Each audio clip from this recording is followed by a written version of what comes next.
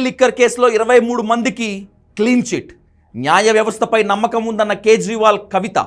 ఏనాడు అవినీతికి పాల్పడలేదన్న కేజ్రీవాల్ 5 నెలల పాటు జైల్లో గడిపిన సమయాన్ని ఎవరిస్తారన్న కవిత. నిందితుల డిశ్చార్జ్ పిటిషన్లపై కోర్టులో 45 రోజుల పాటు వాదనలు.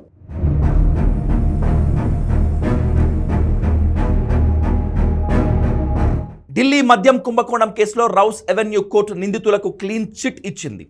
తాను అవినీతి పరుణ్ణి కాదంటూ న్యాయస్థానం తీర్పు తర్వాత మాజీ సీఎం కేజ్రీవాల్ కన్నీటి పర్యంతమయ్యారు. న్యాయ వ్యవస్థపై తాను పెట్టుకున్న నమ్మకం నిలబడిందని వెల్లడించారు కవిత. జైల్లో గడిపిన సమయాన్ని ఎవరిస్తారని దర్యాప్తు సంస్థలను ప్రశ్నించారు ఆమె. 23 మంది నిందితులకు క్లీన్ చిట్ ఇస్తూనే సిబిఐ తీరుపై న్యాయస్థానం ఆగ్రహం వ్యక్తం చేసింది. సరైన ఆధారాలు లేకుండానే ఈ కేసులో పేర్లు చేర్చారని విచారణ సందర్భంగా సిబిఐపై రౌస్ ఎవెన్యూ కోర్టు ఆగ్రహం వ్యక్తం చేసింది.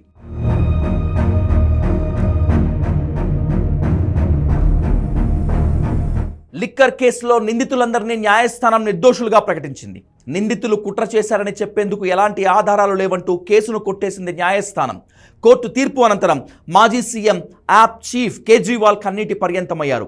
ఆమ్ ఆద్మీ పార్టీకి సీఎం, డిప్యూటీ సీఎం సహా 5గురిని జైల్లో పెట్టారని ఆవేదన వ్యక్తం చేశారు కేజ్రీవాల్. తాను ఏనాడు అవినీతికి పాల్పడలేదన్న ఆయన అవినీతికి వ్యతిరేకంగా పోరాడిన వాళ్లమని గుర్తు చేశారు. ప్రధాని మోదీ కేవలం విపక్షాలపైనే దృష్టి పెట్టారన్న కేజ్రీవాల్ ప్రజల సమస్యలను ప్రధాని ఏమాత్రం పట్టించుకోరని విమర్శించారు. నిరుద్యోగం, ఢిల్లీలో పొల్యూషన్ గురించి మోదీ ఎప్పుడూ మాట్లాడరు అని ఆగ్రహం వ్యక్తం చేశారు. విపక్ష నేతలను రాజకీయంగా వేధించడం గురించి మోదీ ఎప్పుడూ ఆలోచిస్తారని ఆరోపించారు. తాను మనీష్ సిసోడియా ఇద్దరు నిజాయితీ పరులమని కోర్టు చెప్పిందన్నారు.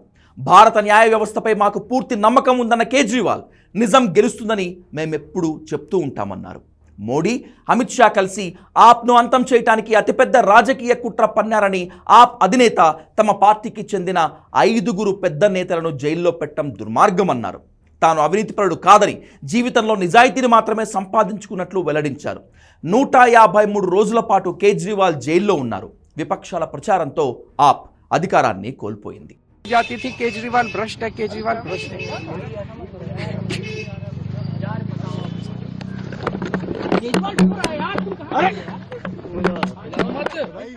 ఢిల్లీ మద్యం పాలసీ కేసులో రౌస్ ఎవెన్యూ కోర్టు తీర్పుపై కవిత కీలక వ్యాఖ్యలు చేశారు. కుటుంబానికి దూరమై 5 నెలల పాటు జైల్లో గడిపిన సమయాన్ని ఎవరు తిరిగిస్తారని ప్రశ్నించారు. కోర్టు తీర్పు రాకుండానే కొందరు అనుచితంగా మాట్లాడారని మండిపడ్డారు.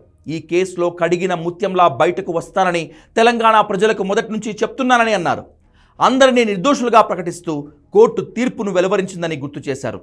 న్యాయ వ్యవస్థపై తాను పెట్టుకున్న నమ్మకం నిలబడిందని కవిత చెప్పుకొచ్చారు. ఇది కేవలం రాజకీయ కక్షతో పెట్టిన కేసు అని తాను ఎన్నోసార్లు చెప్పానన్నారు. కోర్టు క్లీన్ చిట్ ఇవ్వటంతో ఇప్పుడు మరింత ఉత్సాహంతో ప్రజలకు సేవ చేస్తానని స్పష్టం చేశారు. సత్యమేవ జయతే అన్నారు మాజీ డిప్యూటీ సీఎం మనీష్ సిసోడియా. ఈరోజు మరోసారి బాబాసాహెబ్ అంబేద్కర్ దార్శనిక ఆలోచన, ఆయన రూపొందించిన రాజ్యాంగం పట్ల గర్వపడుతున్నట్లు తెలిపారు. మోదీ, మొత్తం పార్టీ, వారి సంస్థలు మమ్మల్ని నిజాయితీ లేని వారిని నిరూపించడానికి ఎన్ని ప్రయత్నాలు చేశారో విమర్శించారు అరవింద్ కేజ్రీవాల్. తాను నిజాయితీ పరుడని నిరూపితమైందన్నారు. సిసోడియా 530 రోజులు జైలు జీవితం గడిపారు.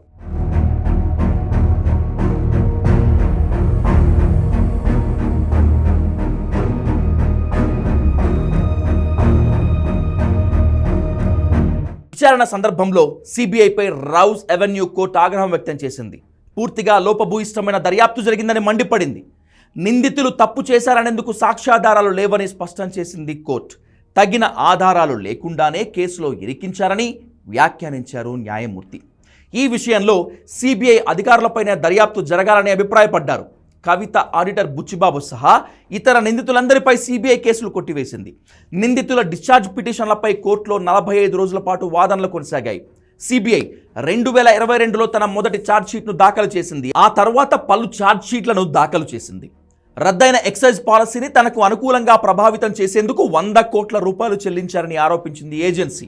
మొత్తం 23 మంది నిందితులపై ఛార్జ్షీట్లు దాఖలైతే వారిలో అరవింద్ కేజ్రీవాల్, మనీష్ సిసోడియా, కవిత, కుల్దీప్ సింగ్, నరేందర్ సింగ్, విజయ్ నాయర్, అభిషేక్ బోయిన్పల్లి, అరుణ్ రామచంద్ర పిళ్ళై, మూతా గౌతమ్, సమీర్ మహేంద్రు, అమన్దీప్ సింగ్ దల్, అర్జున్ పాండే, రాకేష్ జోషి, దామోదర్ ప్రసాద్ శర్మ, ప్రిన్స్ కుమార్, చన్ప్రీత్ సింగ్ రాయత్, అరవింద్ కుమార్ సింగ్, దుర్గేష్ పాఠక్, అమిత్ అరోరా, వినోద్ చౌహాన్, ఆశిష్ మాథుర్, పి శరత్ చంద్ర రెడ్డి సహా పలువురు ఉన్నారు.